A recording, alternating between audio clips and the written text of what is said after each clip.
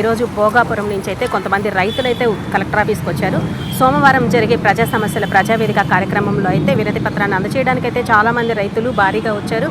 గ్రామ ప్రజలు రైతులు కోరుకునేది ఏంటి అసలు వారి మాటల్లోనే అడిగి తెలుసుకుందాం. నుంచి వస్తున్నామండి.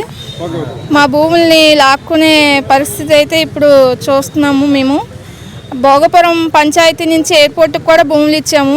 ఇంకా మేము భూములు ఇచ్చే పరిస్థితి ఎట్టి పరిస్థితిలో మేము భూములు ఇవ్వమండి. ఎందుకంటే మా తాత ముత్తాతల నుంచి మా కోసం వాళ్ళు కష్టపడి మాకు అందించిన భూములు, ఆ భూములు ఇచ్చిస్తే మా పిల్లలకి భవిష్యత్తు ఉండదు, మాకే భవిష్యత్తు ఉండదు. ఇంకా మేము భూములు ఇచ్చే పరిస్థితి అయితే ఎట్టి పరిస్థితిలో లేదండి. మా ప్రాణాలైనా ఇస్తాం కానీ భూములు మాత్రమేమో.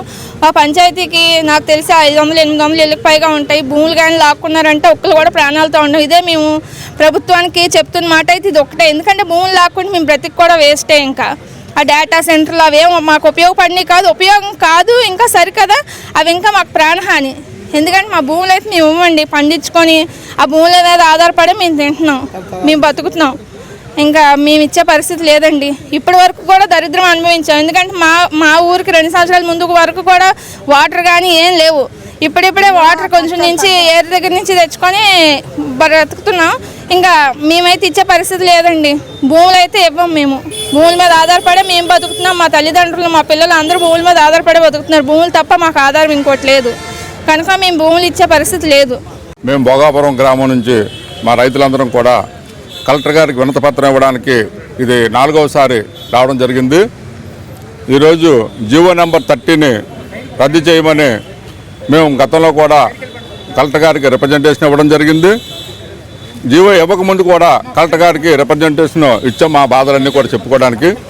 కానీ ఈరోజు ప్రభుత్వం కానీ కలెక్టర్ గారు కానీ మా గ్రామ రైతుల తాలూకా మొరని కనీసం ఆలకించకుండా చట్ట విరుద్ధంగా, ఎందుకంటే మా భోగాపురం గ్రామం సుమారు 15 చెరువులు ఆయకట్టుతో 2000 కొంద చెరువుల ఆయకట్టుతో సస్యశ్యామలంగా 2 పంటలు పండే భూములు ఈరోజు మా తరతరాల నుంచి మా ముత్తాతల నుంచి కరువు కాటకాలన్నీ తట్టుకొని అన్నీ చేసి ఈరోజు భూమిని నిలబెట్టుకొని ఈరోజు వ్యవసాయం జీవనాధారంగా ప్రధానమైనటువంటి ఉపాధి లక్ష్యంగా ఈరోజు మా బతుకులన్నీ కూడా ఆధారపడి ఉన్నాయి. మా గ్రామ రైతులందరం కూడా ఎన్ని మొరలు పెట్టుకుంటున్నప్పుడు కూడా ప్రభుత్వం ముందుకు వెళ్తుంది. కానీ ఇది చాలా అన్యాయం అని మరొకసారి మేము గ్రామ రైతులందరం కూడా వినతి పత్రం ఈరోజు గ్రీవెన్సీకి ఇవ్వడం జరిగింది. ఎందుకంటే 2013 చట్టంలో ప్రకారం కూడా ఈ పల్ల భూములు చెరువులు ఆనుకున్నటువంటి 2 పంటల భూముల్ని ఎట్టి పరిస్థితుల్లో తీసుకోవద్దు, దాని ఆల్టర్నేటివ్ భూములు ఏంటంటే చూడండి అని చట్టంలో పొందుపరిచి పెద్దలు తెలిసినప్పటికీ కూడా ఇది కేవలం కక్షపూరితంగా మా గ్రామంలోనే ప్రవేశించి 2 పంటలు పండుతున్న కనీసం 1 సెంటు భూమి డీపట్టా కూడా లేనటువంటి భూముల్ని ఆక్రమించడానికి ఈ డాటా సెంటర్ అనే పేరు చెప్పి మా భూముల మీదకి పెద్దలందరూ కూడా గద్దల్లాగా వాలి మా భూముల గురించి కన్నేశారు. కావున పెద్దలు మరొకసారి ప్రభుత్వం వారు మా తాలూకా మొరని, మా జీవితాల్ని, మా గ్రామ తాలూకా ప్రజల్ని విన్నపాన్ని మరొకసారి పెద్దలు మనస్ఫూర్తిగా మా విన్నపాన్ని అర్థం చేసుకొని ఆ జీవో నెంబర్ 30లో నుంచి మా గ్రామం తాలూకా మా భూముల్ని తప్పిస్తారని మరొకసారి పత్రికాముఖంగా కలెక్టర్ గారిని కూడా వినయపూర్వకంగా పెద్దల్ని అందరినీ మనస్ఫూర్తిగా మా భావితరాలందరినీ కూడా రక్షించమని ఇదే ఆధారంగా ఇది వాస్తవమైనటువంటి ఇది వాస్తవం ఇదంతానో కావున ఈరోజు భవిష్యత్తు ప్రపంచానికి కానీ దేశానికి కానీ ఆహార భద్రత ఈరోజు రైతు అనేవాడు కష్ట నష్టాలకు కూడా నిలబడమే కష్టం.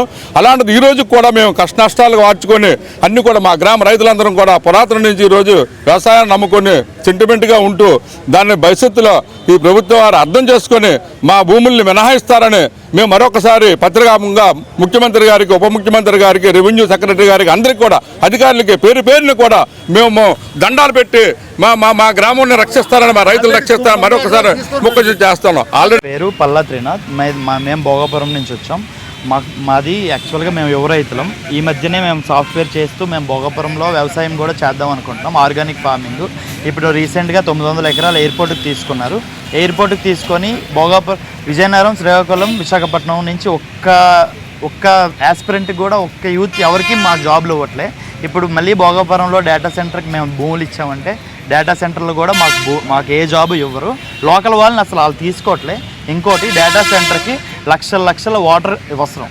నాకు డేటా సెంటర్కి మాకున్న సోషల్ మీడియా అవగాహన పరంగా ఫారెన్లో ఎక్కడ డేటా సెంటర్ ఎందుకు పెట్టలేదంటే చాలా వాటర్ చాలా దానికి పడుతుంది.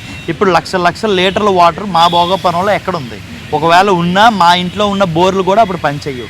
అంటే డేటా సెంటర్ వల్ల మాకు చాలా లాసే. వాళ్ళ జాబులు కూడా ఎవరు మాకు నమ్మకం లేదు. అదే మా భూములు మాకుంటే మేము సాఫ్ట్వేర్ మాకు మీద నమ్మకం లేదు. మేము ఇప్పుడు సాఫ్ట్వేర్ చేస్తున్నా మాకు జాబులు ఎప్పుడు ఉంటాయి, ఎప్పుడు పోతాయో తెలీదు.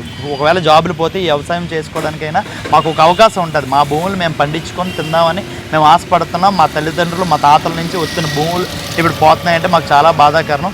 దయచేసి భోగాపురంలో ఎటువంటి డేటా సెంటర్ కానీ ఎటువంటి ఐటీ సెక్టర్ ఏది రాకుండా మీరు కాపాడుతారని ఇట్లు గవర్నమెంట్ని మేము మరీ కోరుకుంటున్నాం. ఇట్లు యువ రైతులు భోగాపురం.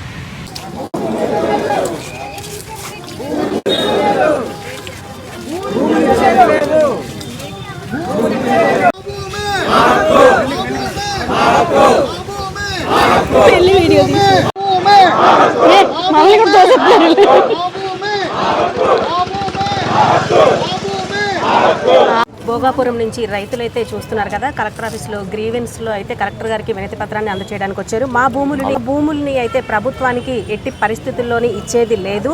ఇంతకు ముందు కూడా చాలా భూములను అయితే తీసుకున్నారు. ఇంకా పంట పండించే భూములు తీసుకుంటే అసలుకి ఇంకా మేము ఎలా వ్యవసాయం చేసుకోవాలి? గతంలో చాలా భూములు అయితే మేము ఇచ్చి ఉన్నాం కాబట్టి ఇకనైనా సరే ప్రభుత్వం వారు గమనించి మా బాధని అర్థం చేసుకుంటారు. మేము పూర్వకాలం నుంచి కూడా జీవనాధారం ఈ భూముల వల్లనే మాకు లభిస్తుంది కాబట్టి దయచేసి కలెక్టర్ గారు అర్థం చేసుకొని మా వినతిని గమనించగలరు అని చెప్పి ఇక్కడ రైతులు గ్రామస్తులు అయితే ఆవేదన వ్యక్తం చేస్తున్నారు.